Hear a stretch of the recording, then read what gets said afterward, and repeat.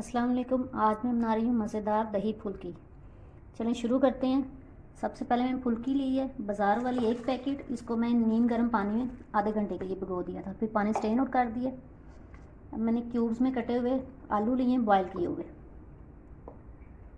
टमाटर 2 चाप किए हुए, प्याज 1 अदद दरमियानी साइज़ की, मैंने इसको चाप कर लिया। अब मैं इसमें हस्बे ज़रूरत या हस्बे ज़ायका चाट मसाला शामिल करूँगी। मैं 2 टीस्पून शामिल करूँगी।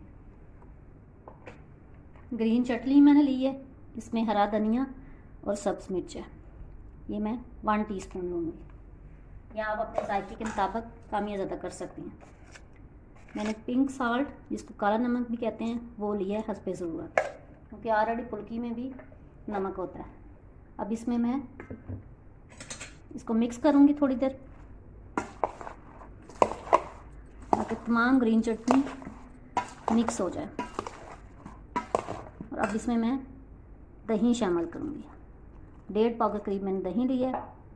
मैं इसको मिक्स करूँगी। चाट मसाला अगर आप और डालना चाहिए आप डाल सकते हैं, और ग्रीन चटनी भी। ग्रीन चटनी मुझे थोड़ी कम लग रही है, इसको मैं और डाल दूँगी और इसको दोबारा मिक्स करूँगी।